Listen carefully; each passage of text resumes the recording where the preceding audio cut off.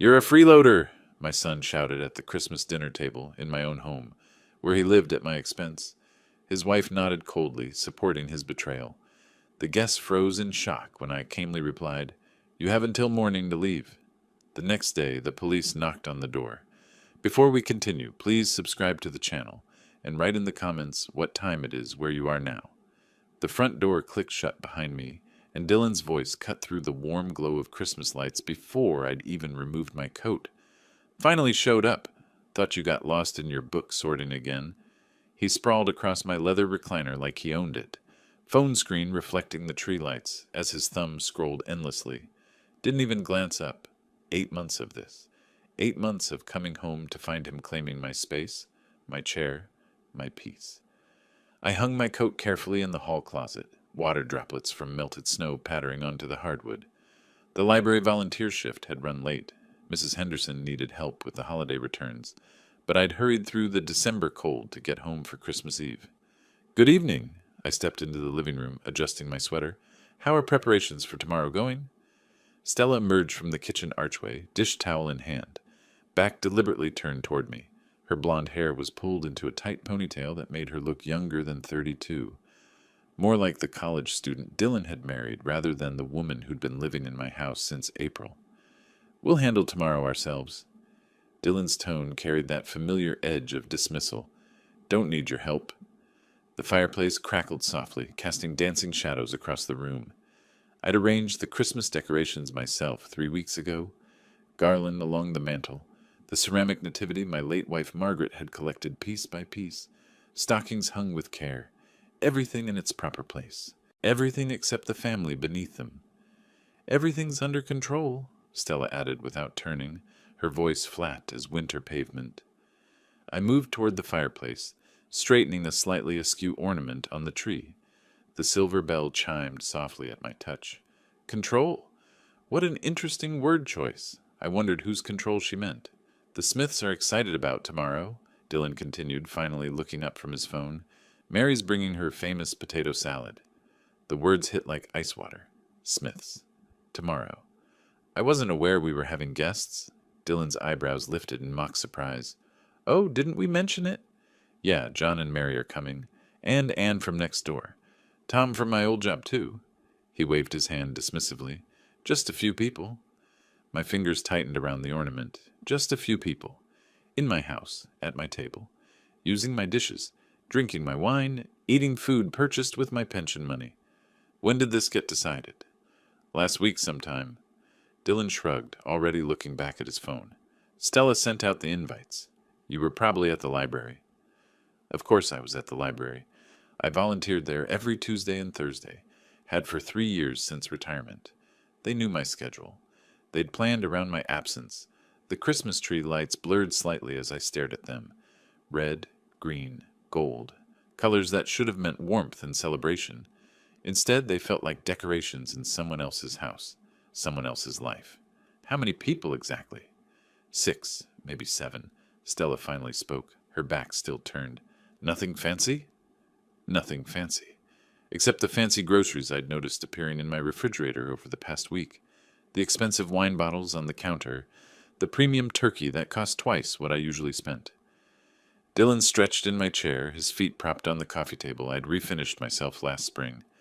The same coffee table that now bore water, rings from glasses he never used coasters for. "Don't worry, old man. We've got it handled." Old man. The phrase settled in my chest like a cold stone. 65 wasn't old. Retired wasn't useless. This was still my house, my home, my life, wasn't it? I straightened another ornament, this one a small wooden angel Margaret had painted herself. The delicate brush strokes reminded me of her careful hands, her gentle way of making everything beautiful. She would have been gracious about unexpected guests. She would have smiled and welcomed them and somehow made magic happen. But Margaret wasn't here. Hadn't been here for 4 years. And I wasn't Margaret. "Well," I said quietly, "I suppose I should get out of your way then." "Good idea." Dylan's attention had already returned to his phone. "We've got last-minute stuff to finish." I stood there for another moment, watching my son scroll through whatever absorbed him more than basic courtesy. watching my daughter-in-law move efficiently through my kitchen like she was the homeowner, listening to the fire crackle in the fireplace where I'd spent countless quiet evenings, reading, thinking, remembering. The stairs creaked under my weight as I climbed them, each step taking me further from the life happening in my living room and closer to the refuge of my bedroom. Behind me, I heard Stella's voice, though not her words, something about tablecloths and seating arrangements. My hand found the banister Margaret had polished every Saturday for 23 years. The bedroom door closed with a soft click, muffling the voices downstairs. I stood there for a moment, hand still on the doorknob, listening to the muted sounds of preparation happening without me. Stella's footsteps crossed the kitchen. Dylan's voice rose briefly, then faded. I removed my shoes, placing them precisely beside the bed, and settled into the reading chair by the window. Snow continued falling outside, each flake caught momentarily in the glow of the streetlight before disappearing into darkness. The Johnsons' house across the street blazed with Christmas lights, multicolored strands outlining every window, every door frame, an inflatable Santa waving mechanically from their front yard. My desk drawer slid open with the familiar scrape of wood against wood. Inside, beneath retirement papers and utility bills, lay the photo albums I rarely touched anymore. Margaret organizing them had been one of her quiet joys. Everything chronological, labeled, preserved. The first album fell open to our wedding day. Margaret in white lace, radiant despite the courthouse setting we'd chosen for budget reasons. My younger self stood beside her in a borrowed suit, both of us grinning like we'd won the lottery. In a way, we had. I turned the page. Dylan at 6 months, chubby cheeks and bright eyes, reaching for the camera with tiny fists. Margaret had captured every milestone, first steps, first words, first day of school. Dylan building blanket forts in this very room when he was 8. Dylan at graduation, cap slightly askew, diploma held high, pride beaming from every pore. The next photo stopped me cold. Dylan at 25, the year he'd gotten the assistant manager position at the furniture store. He'd called that night, voice electric with excitement. "Dad, I did it. I'm finally getting somewhere." Where had that young man gone? The one who'd worked double shifts, who'd saved for months to buy Stella's engagement ring, who'd spoken about building a life instead of borrowing one. 8 months ago, he'd shown up at my door with 2 suitcases and a sob story about temporary setbacks. "Just for a couple weeks, Dad, until we get back on our feet." The furniture store had laid him off in March. Budget cuts, they'd said. Stella's hours at the salon had been reduced to part-time. They'd maxed out their credit cards, keeping up appearances, that car payment on Dylan's truck, the apartment rent, dinners out 3 times a week because Stella claimed she was too tired to cook. I'd said yes, of course. They were family. You help family. But help was supposed to be a bridge, not a permanent residence. Downstairs, something heavy dropped. Stella's voice carried up, sharp with irritation. Dylan's response was muffled but dismissive. The same tone he'd used with me earlier, the same tone he'd been using for months. I reached for the small notebook I kept in the drawer. Margaret had teased me about my lists, my calculations, my need to track everything. "You engineer the grocery shopping, Jasper," she'd laughed, but the numbers didn't lie. Utility bills, up 37% since April. Grocery costs, doubled. Water usage, tripled. Thanks to Stella's hour-long showers and Dylan's insistence on running the dishwasher daily whether it was full or not. Last week, I'd seen the credit card bill Dylan left on the kitchen counter. $250 at the electronics store. $300 at the mall. While I clipped coupons and bought generic brands to make ends meet, he was purchasing wireless headphones and designer jeans. The notebook pages filled with calculations. 8 months of increased expenses. 8 months of watching my retirement savings dwindle while supporting 2 adults who seemed to have forgotten what responsibility meant. Margaret's photograph smiled at me from the album. She'd always seen the best in Dylan, defended his choices when I worried about his spending habits or his tendency to take shortcuts. "He's finding his way," she'd said. "Everyone finds their way differently." But this wasn't finding a way. This was taking the easy path, the one paved with someone else's sacrifices. A door slammed downstairs. Dylan's voice rose, not quite loud enough to make out words, but clear enough to convey frustration. Stella's response was sharper. I closed the photo album and returned it to the drawer. The notebook went back too, alongside the growing stack of evidence that my generosity had become an enablement, that my son had mistaken kindness for weakness. The bedroom felt smaller somehow, cramped by the weight of realization. My sanctuary had become a retreat, my own home, a place where I hid from people who should have been grateful for my help. Outside, the snow continued falling. The Johnsons' mechanical Santa waved cheerfully at no one in particular.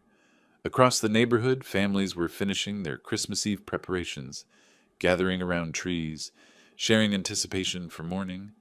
I was spending mine calculating the cost of my own kindness. The house grew quieter as the evening wore on, but the quiet felt different now. Not peaceful, expectant, like the pause before a storm. I changed into pajamas, brushed my teeth, completed the small rituals that had anchored my days since Margaret's death. Routine had been my salvation then, the thin thread that held life together when grief threatened to unravel everything. Now routine felt like surrender, a quiet acceptance of being pushed to the margins of my own life. The bed welcomed me with familiar comfort, but sleep felt distant. Downstairs, footsteps crossed the floor. A cabinet door closed. The refrigerator hummed open and shut. Dylan and Stella were still awake, still planning their party. Their celebration, in my house, with my resources, at my expense. Tomorrow would bring guests I hadn't invited, conversations I hadn't chosen, a performance of family happiness while my actual family treated me like a landlord, and not even a respected one. The snow tapped gently against the window, and I listened to it like a countdown. Christmas morning arrived with the sound of clattering pans and running water. I woke naturally, no alarm needed. My internal clock had kept engineer's hours for 40 years. Through the bedroom window, snow covered the yard in pristine white, unmarked except for rabbit tracks near the fence. The hallway was warm as I descended the stairs, heated by kitchen activity below. Stella's voice drifted up, talking to someone on the phone about timing and side dishes. Her tone was animated, more energetic than I'd heard in months. Told them 7 o'clock sharp. Yes, Mary, I know your potato salad needs to chill. Just bring it whenever... I reached the kitchen doorway and stopped. The scene before me looked like preparation for a restaurant opening, not a casual Christmas dinner. Stella stood at the stove, phone pressed between her shoulder and ear, simultaneously basting what appeared to be a 20-pound turkey and stirring something in a large pot. The countertops groaned under an array of dishes I didn't recognize, crystal serving bowls, silver platters, cloth napkins still in their packaging. "Good morning," I said. She glanced over her shoulder, barely pausing in her orchestrated dance between oven and stovetop. "Morning, coffee's fresh." The dining room table, visible through the archway, had been transformed. My simple oak table now wore a cream tablecloth I'd never seen before.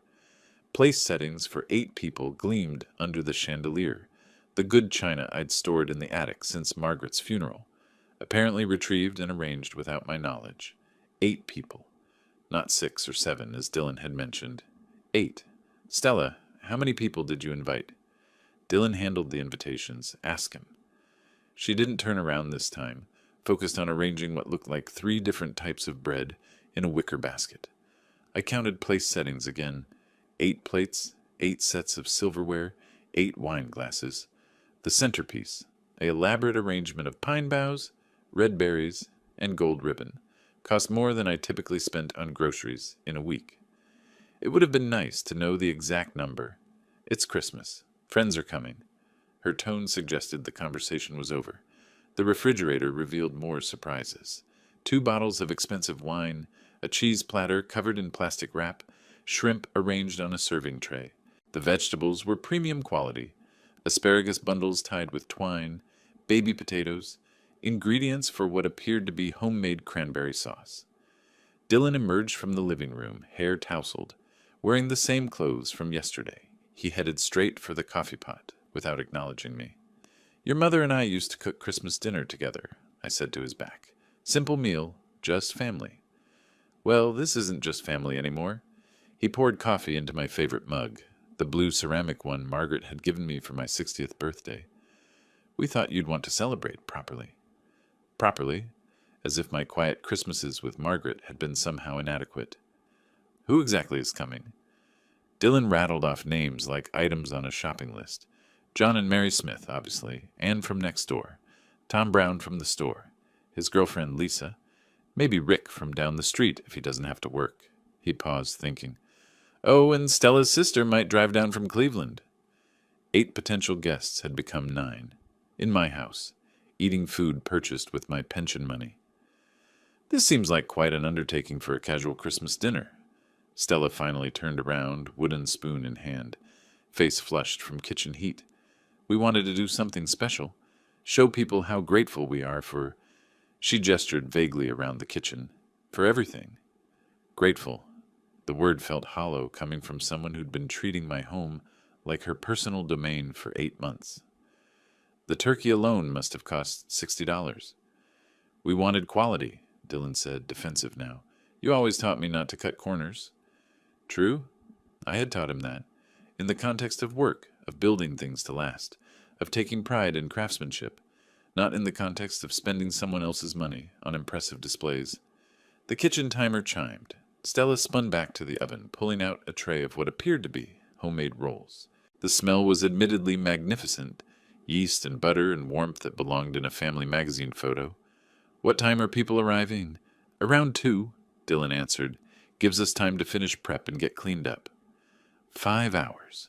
5 hours until my quiet home would fill with virtual strangers, until my living room became a stage for Dylan and Stella's performance of successful hosting. I refilled my coffee mug, a different one since Dylan had claimed mine, and retreated to the living room. The Christmas tree looked smaller somehow, dwarfed by folding chairs that had been retrieved from the basement and arranged in a semicircle. My reading chair had been pushed against the wall to make room for the expanded seating arrangement. Through the kitchen doorway, I watched Stella move with purposeful efficiency, Dylan occasionally stirring something or opening wine to let it breathe. They worked together like a team, comfortable in their shared project. When had they planned this? How many conversations had happened around my absence? How many decisions made without consulting the person who would pay for them? The house phone rang. Dylan answered with exaggerated cheer. Merry Christmas. Yes, everything's on schedule. Can't wait to see you. I sat in my displaced chair, surrounded by evidence of a celebration I hadn't chosen, drinking coffee from a mug that wasn't my favorite, watching my son and daughter-in-law transform my home into their vision of holiday entertainment. The day stretched ahead of me like a performance I'd never auditioned for but was somehow expected to star in. Smile, be gracious, play the role of generous patriarch, while my savings account funded their social ambitions.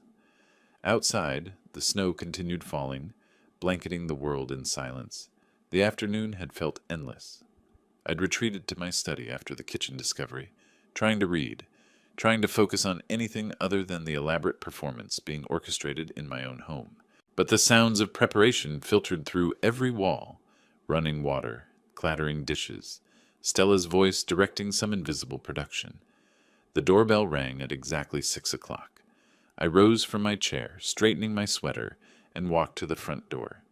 Through the frosted glass, I could see 2 figures bundled in winter coats. My hand hesitated on the doorknob for just a moment before turning it. Jasper! Mary Smith beamed at me, her arms laden with a covered dish and a bottle of wine wrapped in festive paper. Behind her, John stamped snow from his boots on the porch mat. What a wonderful home! Thank you for inviting us. The words hit like a physical blow. Thank you for inviting us. To my own house. This is, of course, please come in. I stepped aside, forcing my face into what I hoped resembled warmth. Mary bustled past me into the foyer, John following with the quiet, Evening, Jasper. They began removing their coats, and I took them automatically, hanging them in the hall closet I'd organized 30 years ago. As I arranged their winter wear beside my own jacket, I wondered when I'd become a guest in my own home. Oh, it smells absolutely divine, Mary's voice carried from the living room. Stella must be an amazing cook. I followed them in, watching Mary's eyes take in the Christmas decorations, the family photos on the mantel, the carefully arranged furniture. Everything bore the marks of long habitation. My books on the shelves, my reading glasses on the side table, the throw pillows Margaret had embroidered positioned exactly where I'd left them. Actually, Stella does the cooking, I said carefully. The doorbell chimed again. Ann Wilson stood on the porch, a plate of homemade cookies balanced in her hands, her face bright with seasonal cheer. "Merry Christmas, dear." She stepped inside without waiting for invitation, the familiarity of a longtime neighbor. "I brought my sugar cookies. Dylan said they were your favorites." Dylan said, "When had my preferences been discussed with neighbors in conversations I wasn't part of?" "That's very thoughtful," I managed, taking the cookies and leading her to the living room. The space filled quickly with winter coats and cheerful voices. Tom Brown arrived last, carrying a case of beer and looking around appreciatively. "Dylan, you've got a beautiful place here," he called toward the kitchen, though Dylan was nowhere to be seen. "Thanks for having me." I moved through the room, offering drinks from my own bar cart, knowing instinctively where glasses were kept, which bottle of wine to uncork. Each action marked me as the home's owner, yet the guests' comments painted Dylan as host. "You've decorated so beautifully for Christmas." Mary settled into the sofa, wineglass in hand. "These ornaments look like family heirlooms." "I've always loved the holidays in this house," I replied, the truth slipping out before I could stop it. John looked up from examining the family photos on the mantel.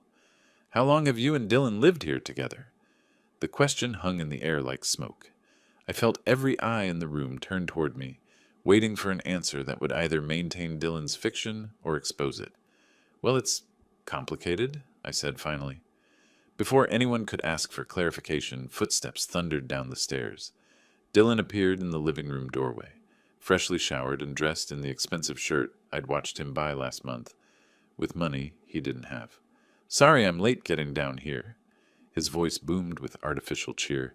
"Hope Dad's been taking good care of you." Dad, not Jasper. Dad, positioning me as the subordinate, the helper, the secondary figure in this gathering. "Jasper's been wonderful," Anne said warmly. "Such a gracious host." Dylan's smile didn't waver, but something flickered behind his eyes. "Well, he certainly knows his way around the house." The comment drew chuckles from guests who didn't understand its barb. Of course I knew my way around the house. It was my house. Tom raised his beer in Dylan's direction. "Great place you've got here, man. Must be nice having so much space." "It has its advantages," Dylan replied, moving to claim the center of the room. "Though it gets expensive, maintaining a place like this." "Expensive? Maintained with whose money, exactly?" Mary noticed my silence. "Jasper, you're awfully quiet. Are you feeling all right?" Before I could answer, Stella's voice cut through the conversation from the kitchen doorway. "Dinner's ready. Everyone come to the table." The announcement created a natural surge of movement. Guests rose, gathering their wine glasses, following Stella's gestures toward the dining room. I remained seated for a moment, watching Dylan shepherd people toward the elaborately set table, playing host in my home with my dishes. The dining room buzzed with appreciative comments about the formal setting, the centerpiece, the careful arrangement of 8 place settings around my oak table. I followed slowly, last in the procession, feeling like a stranger arriving at someone else's party. The dining room glowed with candlelight and Christmas warmth. My oak table, which had hosted countless family meals over 23 years with Margaret, wore an elaborate cream tablecloth I'd never seen before. The good china, stored in the attic since Margaret's funeral, gleamed under the chandeliers she'd picked out when we'd first bought the house. Guests gathered around the table, wine glasses in hand, voices bright with holiday cheer. Mary admired the centerpiece, while Tom complimented the formal setting. Everyone moved with that pleasant anticipation of a special meal, completely unaware they were witnessing the systematic erasure of my authority in my own home. I approached my usual chair at the head of the table, the seat I'd occupied for nearly 3 decades, where I'd carved Christmas turkeys and birthday cakes, where I'd helped Dylan with homework and discussed my day with Margaret. My hand reached automatically for the familiar position. Dylan stepped directly into my path. "Stop!" The single word cut through the dinner party chatter like ice water. Conversations halted mid-sentence. Forks paused halfway to mouths. Every head turned toward us. "You're not invited to this dinner table, freeloader." The silence that followed was so complete, I could hear snow tapping against the windows. Tom's beer bottle stopped halfway to his lips. Mary's hand froze on her wineglass. Anne's mouth opened in a small, shocked circle. "What did you just say?" My voice came out quieter than I had intended, barely above a whisper. "You heard me." Dylan's posture radiated confidence, feeding off the audience of shocked faces. "We invited real guests tonight." "Oh my." Mary's whispered words barely broke the silence. I stood frozen, hand still extended toward my chair, while my 35-year-old son blocked my path like a bouncer at an exclusive club. The room felt smaller suddenly, the walls pressing closer as every eye focused on this moment of public humiliation. "Maybe we should—" Anne started, her voice trailing off uncertainly. "No, stay." Dylan's interruption was sharp, commanding. He needed to hear this. Stella appeared in the kitchen doorway, dish towel in her hands, watching the scene unfold. When our eyes met, she gave an almost imperceptible nod, silent support for her husband's public degradation of his father. The Christmas tree lights from the living room cast colored shadows through the archway, red and green and gold dancing across faces frozen in disbelief. The formal table setting, my china, my silverware, my dining room, had become a stage for family warfare. John cleared his throat uncomfortably. "Son, he's your father. A father who doesn't deserve respect." Dylan's voice rose, gaining strength from the shocked attention. "All day long he sits around, does nothing, acts like he owns the place." "Acts like I own the place. Because I do own the place." Tom shifted in his chair, looking toward the front door like he was calculating escape routes. "Maybe we should leave." "Don't leave because of him." Dylan waved dismissively in my direction, treating me like an unwelcome intruder who'd crashed his party. "This is our dinner party." "Our dinner party? In my house. With my dishes. Purchased with my pension money." Mary reached toward Dylan's arm, her maternal instincts kicking in. "Dylan, please, maybe we shouldn't. It's Christmas." "No." His response was sharp enough to make her flinch. "He needs to know his place. All day long he sits around, does nothing." Does nothing. While I volunteer at the library, maintain the house, pay the bills, and subsidize their lifestyle with my retirement savings. The candles flickered in their crystal holders. Margaret's candles from Margaret's holders on Margaret's table. She would have been horrified by this public spectacle, this violation of everything she'd taught Dylan about respect and family. "Dylan!" Anne's voice carried the weight of motherly disappointment. "This is making everyone uncomfortable." "He's made me uncomfortable for months." Dylan's gestures became more animated, feeding off the tension in the room. "Living here like he owns the place." "Living here like I own the place." The irony was so complete it almost made me laugh. Almost. The silence stretched between us, thick with shock and embarrassment. Around the table, my guests, no, Dylan's guests, sat frozen, trapped witnesses to a family meltdown they'd never expected when they'd accepted invitations to Christmas dinner. Stella moved slightly in the doorway, still watching, still silent, still supporting her husband's performance through passive presence. I remained standing beside my displaced chair, every eye in the room focused on me, waiting for my response. The moment hung in the air like suspended breath, pregnant with possibility. The only sound was snow continuing to tap against windows, and the soft hiss of candles burning down. The silence stretched until it became unbearable. I could feel 8 pairs of eyes watching me, waiting for my reaction to my son's public humiliation. Dylan stood beside my chair like a guard, chest puffed with artificial authority, feeding off the shocked attention of his audience. Mary reached across the table toward Dylan, her voice gentle but firm. "Dylan, please, maybe we shouldn't. It's Christmas." He jerked his arm away from her touch. "No. He needs to know his place. All day long he sits around, does nothing." John pushed back slightly from the table, his diplomatic instincts engaging. "Son, he's your father." "A father who doesn't deserve respect?" Dylan's voice carried across the dining room, bouncing off walls that had heard 40 years of family conversations, but never anything like this. "Living here like he owns the place." Anne shifted uncomfortably in her chair, her motherly features creased with concern. "This is making everyone uncomfortable." "He's made me uncomfortable for months." Dylan spun toward the guests, treating them like a jury he needed to convince. Every day I come home and there he is, sitting in my living room, reading my books, watching my television. My living room, my books, my television. Each possessive pronoun was like a physical blow.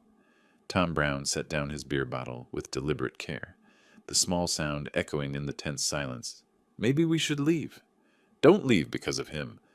Dylan's voice cracked with desperation now, as if he sensed his performance wasn't convincing his audience. This is our dinner party, our house, our life. But Mary wasn't buying it. Her eyes moved from Dylan to me, taking in my careful posture, my familiarity with the space, the way I naturally knew where everything belonged. Jasper, she said quietly, whose house is this? The question hung in the air like a sword. Dylan's face flushed red. We all live here together. It's complicated.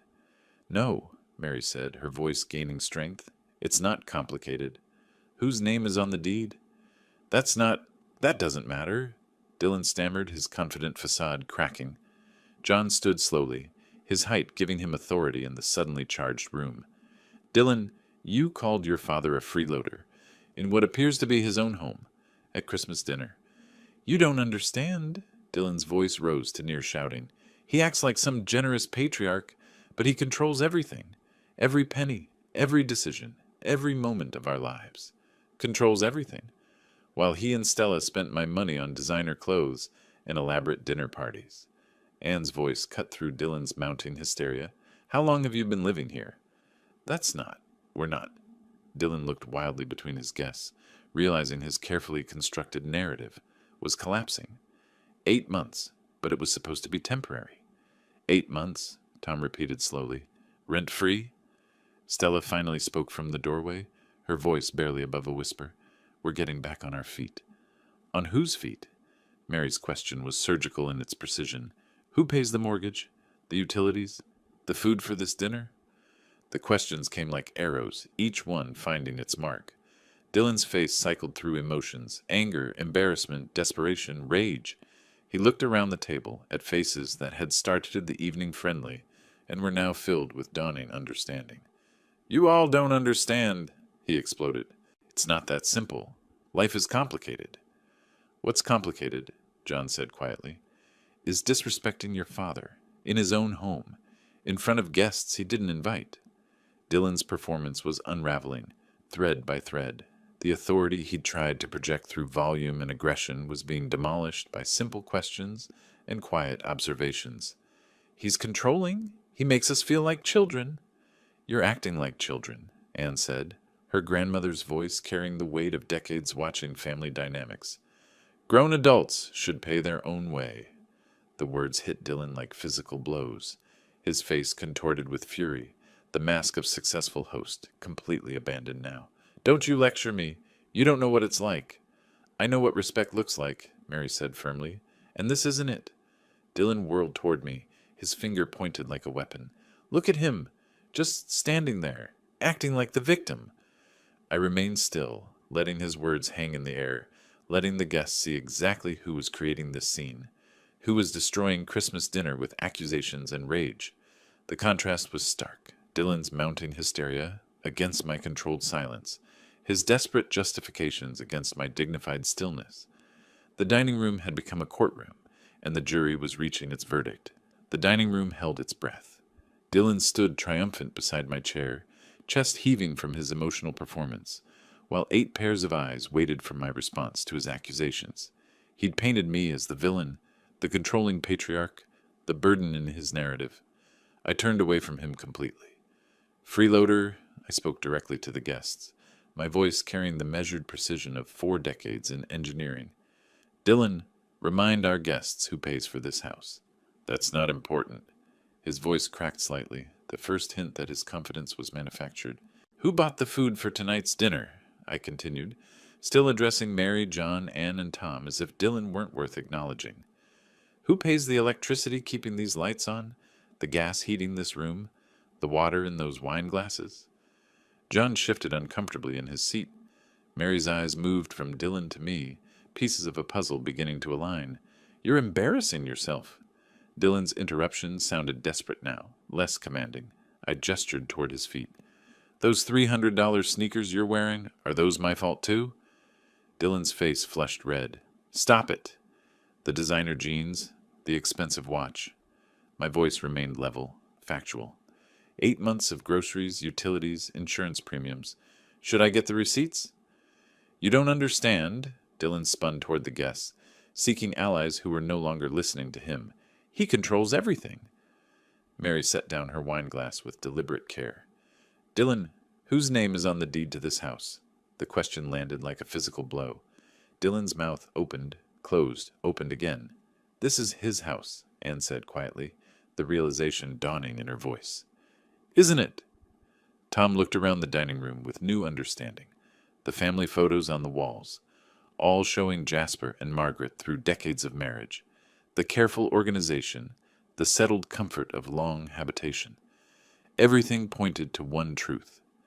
How long have you been living here? John's question was surgical in its simplicity.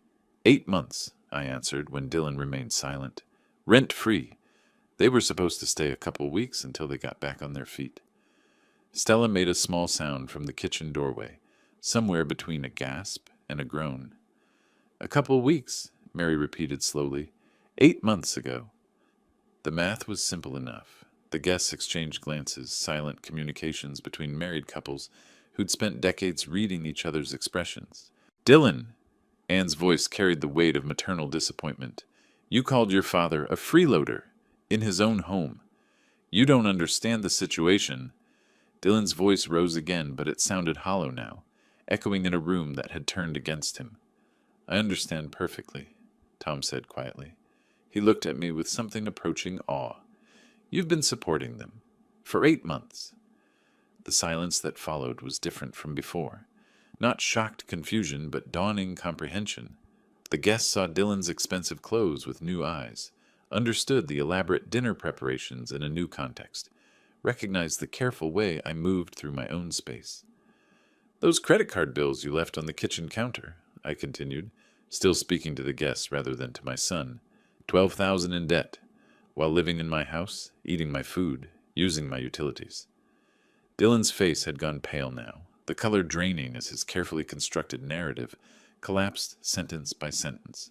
He makes us feel like children, Dylan tried one last, desperate justification. You're acting like children, Mary said firmly. Grown adults should pay their own way. The words hit Dylan like a physical blow. He staggered slightly, looking around the table at faces that had started the evening friendly and were now filled with disgust. John stood slowly, his height giving him authority in the suddenly changed room. I think we've heard enough. The dining room that had begun the evening as a stage for Dylan's performance of successful hosting had become a courtroom, and the jury had reached its verdict. Dylan looked wildly between his guests, seeking support that was no longer there, understanding that his humiliation was now complete and public. This isn't over, he whispered, but the words carried no weight in a room that had already dismissed him. Dylan's whispered threat hung in the air for exactly 3 heartbeats before he exploded. His chair scraped violently against the hardwood as he shot to his feet, the sound like fingernails on a chalkboard. His fists slammed into the oak table, making dishes jump and wine glasses tremble. Enough! The word erupted from him with such force that Anne flinched backward. Mary's hand flew to her chest. Tom half rose from his seat, protective instincts engaging. Go to your room, right now. The command was meant to humiliate me in front of the guests, to reassert dominance through volume and aggression. Dylan pointed toward the staircase like a parent disciplining a disobedient child. I remained perfectly still. The contrast was stark in the candlelit dining room, Dylan's face red with rage, gesturing wildly while I stood calm and unmoved beside the chair he'd blocked me from. The guests sat frozen, witnessing something that went beyond family disagreement, into the realm of public breakdown. John cleared his throat. Dylan, maybe you should... No! Dylan whirled toward him, eyes wild. You don't understand. I'm the one in charge here. This is my house. But the words sounded hollow now, desperate. Everyone in the room knew the truth. Dylan! Mary's voice was soft, concerned. Please sit down. I won't sit down in my own dining room. He began pacing behind the chairs like a caged animal, hands clenched into fists. He sits there acting innocent, but he controls every penny, every decision, every moment of our lives. Stella moved slightly in the kitchen doorway, torn between loyalty and horror at her husband's public meltdown. He needs to learn respect, Dylan's voice cracked on the last word. Go upstairs. Now. The silence that followed was profound.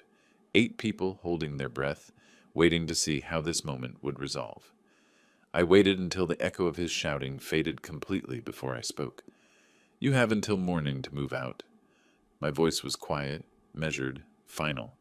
No anger, no emotion, just simple statement of fact. The words hit Dylan like a physical blow. His mouth fell open. The pacing stopped. What? The question came out strangled. We're not going anywhere. You have until morning. You can't make us leave. I turned to face him directly for the first time since his outburst began. This is my house. The simplicity of the statement was devastating. No arguments, no justifications, no negotiations, just truth. Dylan's face cycled through emotions: shock, rage, disbelief, panic. You can't. We don't have anywhere. It's Christmas. You should have thought of that before you called me a freeloader at my own dinner table. The guests sat transfixed, watching the complete destruction of Dylan's world in real time. Tom reached for his wife's hand under the table. Mary covered her mouth with her fingers. Anne looked like she might cry. Please! Dylan's voice broke completely. Dad, please, we can talk about this. But I was already moving toward the staircase, my decision made and communicated.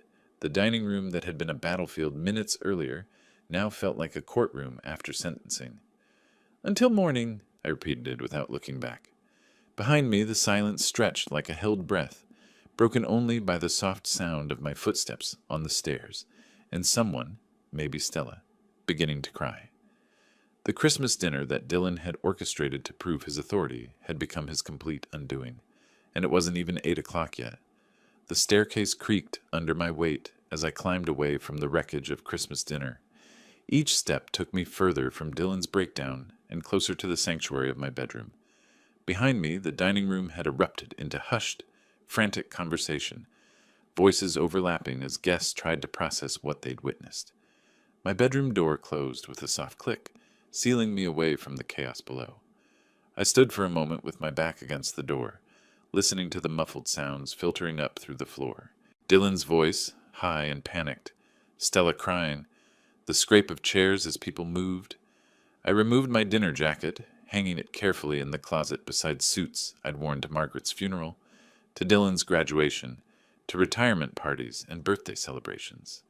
The ritual of putting away formal clothes felt symbolic, somehow, shedding the costume of a performance I'd never auditioned for. The chair by the window welcomed me like an old friend. From here, I could see the driveway, the street, the normal Christmas lights twinkling in neighbors' windows. The world outside continued its holiday celebration, oblivious to the family drama that had just imploded in my dining room. Car doors slammed in the driveway. Engines started. One by one, the guests were fleeing the disaster Dylan had created. I watched headlights sweep across the snow as Tom's car backed out, followed by John and Mary's sedan. Anne's porch light flickered on across the street as she hurried home, probably eager to distance herself from the evening's ugliness. The house grew quieter as the exodus continued. Downstairs, voices rose and fell, Dylan and Stella having what sounded like an argument. Something crashed, maybe a plate being slammed down too hard. Then Stella's voice again, pleading, reasoning, trying to salvage something from the wreckage. 35 years I'd waited for him to act like an adult. 35 years of watching him take shortcuts, make excuses, expect others to clean up his messes. Margaret had always believed he'd eventually mature, find his way. Give him time, she'd said. He'll figure it out. But time had run out. 8 months of supporting him financially while he treated me like an intruder in my own home. 8 months of watching him spend money he didn't have while I clipped coupons to make ends meet. 8 months of being treated like the help in my own house. The snow continued falling outside, steady and silent. The Johnsons' inflatable Santa still waved mechanically from their front yard, oblivious to human drama. Christmas would continue tomorrow, regardless of family feuds or eviction ultimatums. Around 9 o'clock, the house finally fell silent. No more arguing, no more crying, no more sounds of frantic activity. Either Dylan and Stella had exhausted themselves, or they'd retreated to the guest room to plan their next move. I settled deeper into my chair, feeling something I hadn't experienced in months: peace. The familiar comfort of my own space, my own thoughts, my own decisions without interference or judgment. Tomorrow would bring consequences. Dylan would test the ultimatum, probably believing I didn't have the resolve to follow through. He'd learned tonight that his public humiliation tactics had backfired spectacularly, but desperation might drive him to try other approaches. Let him try. I'd spent 40 years solving engineering problems, analyzing systems, finding solutions. Dylan had become a problem with a clear solution: removal. The bedroom clock ticked past 10. Outside, the neighborhood had settled into Christmas night quiet. Porch lights dimmed, windows glowing softly with tree lights and family warmth. Normal families finishing normal celebrations. I'd have a normal Christmas again, starting tomorrow. The house creaked softly around me, settling into winter silence. Whatever sounds came from downstairs now were too faint to reach my sanctuary. For the first time in 8 months, I felt like I was home. The first thing I noticed when I woke was the silence. No running water from their bathroom, no footsteps overhead, no sounds of movement that had become the soundtrack of 8 months of unwanted cohabitation. 10 o'clock on the digital clock beside my bed. The deadline had passed 2 hours ago. I showered and dressed with deliberate care, choosing clothes that conveyed authority: pressed slacks, collared shirt, the leather belt Margaret had given me for our 20th anniversary. Every action felt ceremonial, preparing for a conclusion that had been inevitable since Dylan's first month of making excuses instead of progress. The staircase creaked under my weight as I descended into the aftermath of last night's disaster. Sunlight streamed through windows I hadn't bothered to close the curtains on, illuminating the wreckage of what was supposed to be Christmas dinner. Wine glasses sat abandoned on every surface, some still containing dregs of expensive wine purchased with my pension money. Plates with congealed gravy and cold turkey dotted the dining room table like evidence in a crime scene. The good china, Margaret's china, looked violated somehow, stained with the residue of family warfare. Dylan's leather jacket hung over the back of my reading chair, the price tag of $200 etched in my memory from the day I'd watched him buy it. Stella's cosmetics were scattered across the bathroom counter upstairs, her expensive face creams and serums claiming territory like a small invasion. I made coffee in a kitchen that still smelled of last night's turkey, listening for any sounds from the guest bedroom. Nothing. They were sleeping in, confident in their assumption that the old man had been bluffing. 35 years of watching me bend, compromise, and accommodate had taught them I was all bark and no bite. The morning felt different than yesterday's tense anticipation. No anxiety, no second guessing. The decision had crystallized during the night into something clean and final. They'd had their chance to leave with dignity. They'd chosen defiance instead. I settled at the kitchen table with my coffee, positioning myself with a clear view of the hallway leading to their bedroom. The house felt larger somehow, as if removing the weight of their presence had opened up space I'd forgotten existed. Through the window, I could see the Johnsons across the street hanging Christmas lights they'd apparently forgotten to put up before the holiday. Normal people having normal problems, not hosting adult children who called them freeloaders in their own homes. The coffee was good, the expensive blend Dylan had insisted on buying. Another small irony in a situation full of them. I'd drink the rest of it after they were gone. A small victory toast with ingredients purchased using my generosity and thrown back in my face. Clock hands moved with mechanical precision toward 11. Still no sounds from upstairs. Still no acknowledgement that they'd missed the deadline. Still no signs of packing or preparation. Their silence was its own form of communication, a bet that I lacked the resolve to follow through on my ultimatum. They were about to learn how expensive that bet would prove to be. At exactly 11 o'clock, floorboards creaked overhead. The sound of feet hitting the floor, muffled conversation, the toilet flushing. Finally awake and probably discussing strategy for managing the aftermath of last night's explosion. I remained seated with my coffee, waiting, patient as I'd been for 8 months, but with an entirely different purpose now. Dylan appeared at the bottom of the stairs, wearing the silk pajamas Stella had given him for his birthday. $70 pajamas. I remembered the receipt.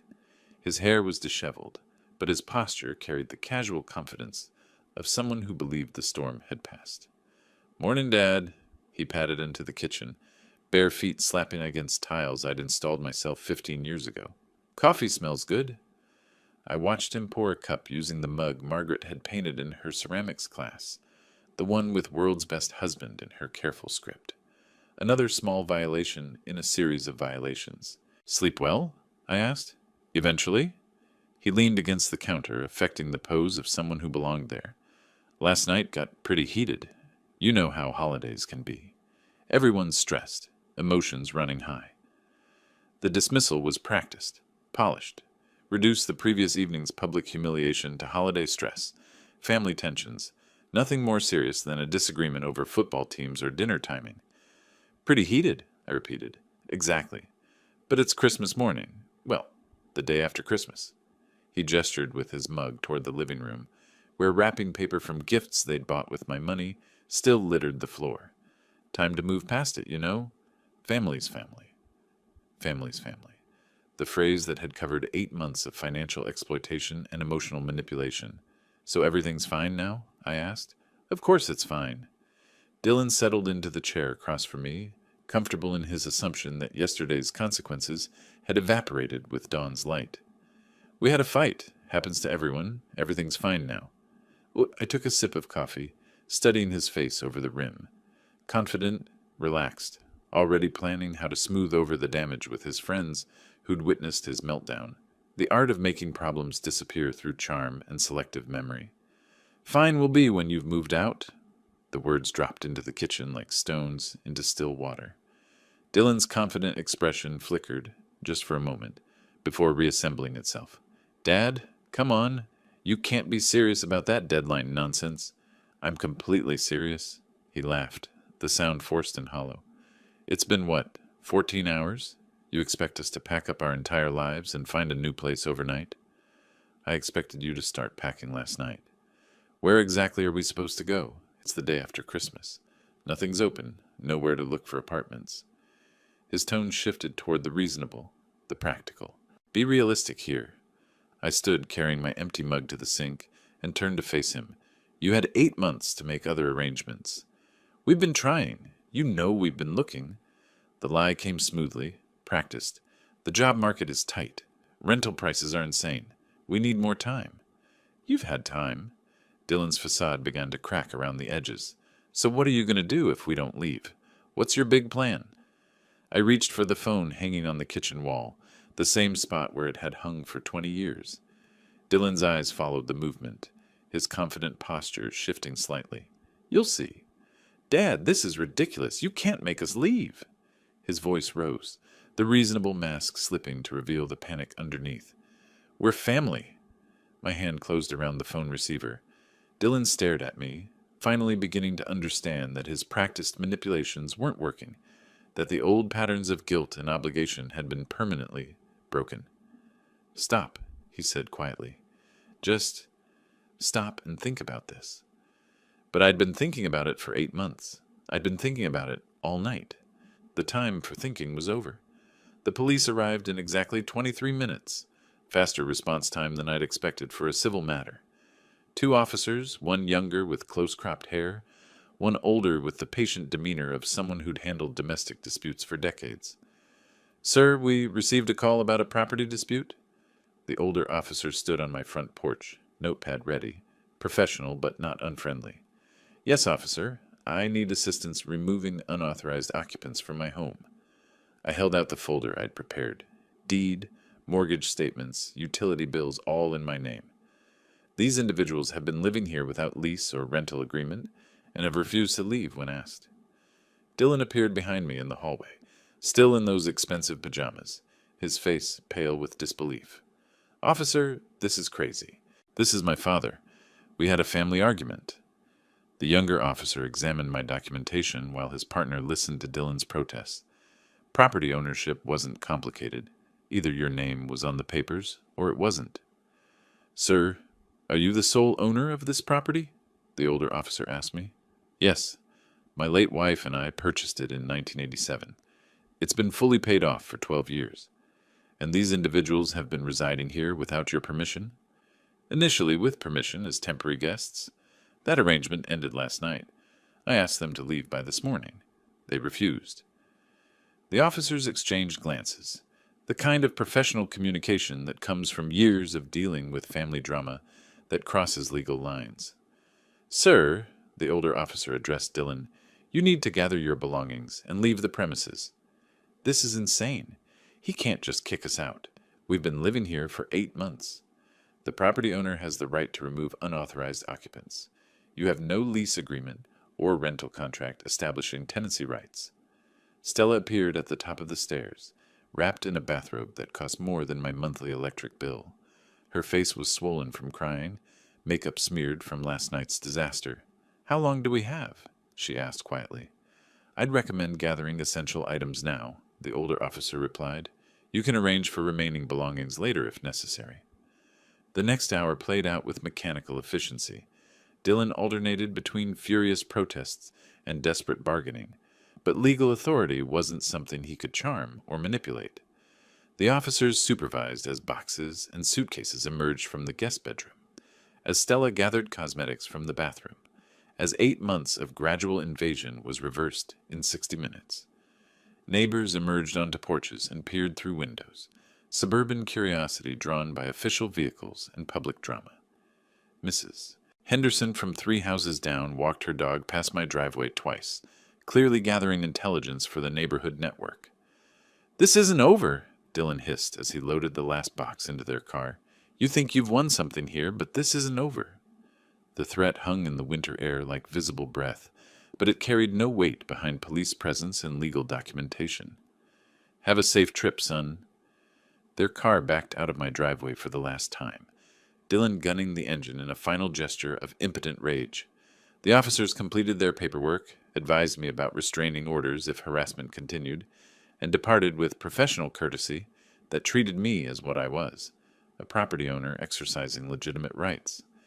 The house settled into silence as their car disappeared around the corner. I stood in my living room, surrounded by the debris of Christmas dinner, but free of the weight that had pressed down on my life for 8 months.